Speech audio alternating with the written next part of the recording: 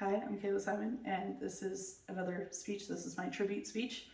Again, my wonderful audience. Same audience as the entire year.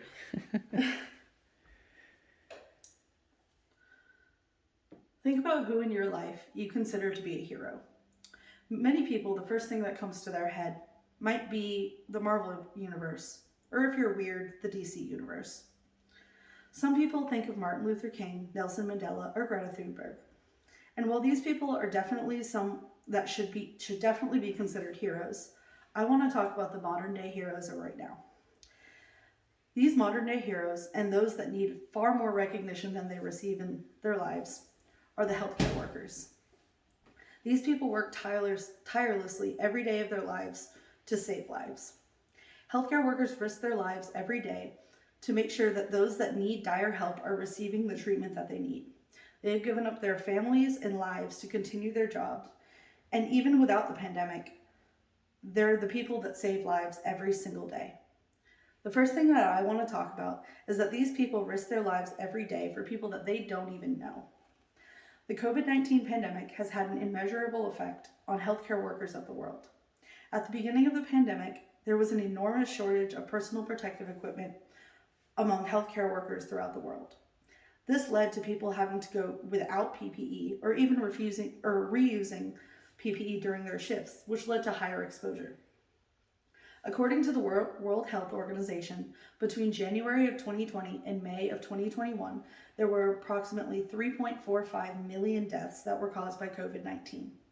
Of these deaths, an estimated but more than likely underreported 6,643 of those were deaths of healthcare workers. Healthcare workers would directly expose themselves to the virus in an attempt to save lives and treat someone that was suffering from it. The other reason that they need more recognition than they get is that they have given up their lives to do these jobs. The average American works 35 and a half hours every week, according to Zippa.com. The average work week of a healthcare worker is anywhere between 40 and 60 hours a week, and many of them go into overtime. Many doctors and nurses in hospitals can work 12 hours shifts straight and give up, or even more. These people give up their families and loved ones. During the pandemic, healthcare workers that worked in direct exposure with COVID would not return to their homes and their families at the end of the day. Many of them went home and set up tents in their garage where they spent their time at home. Others often stayed in hotels or rented apartments or houses away from their loved ones in order to avoid exposing them to the virus. Healthcare workers went months without being able to hug their loved ones or even be around them. Healthcare workers are experiencing extreme burnout from this job. The pandemic had these people working overtime and going nonstop from patient to patient, and these patients often didn't have the best outcome. According to an NPR article, many healthcare workers report feeling burnout that is impacting their patient care. It states that the prolonged battle against COVID-19 has left many healthcare workers and those on the front lines of care exhausted and overwhelmed, which is fueling even greater levels of burnout. This also brings me back to the concept of these people risking their lives. The trauma that has stemmed from working in this pandemic and seeing people die, multiple people die, every single day, has been really hard on these doctors. For many of them, it has been too much mental strain, and the mental strain leads to them taking their lives. The video that I am about to show you expresses the opinions of just some of the many healthcare workers that have had to deal with this crisis.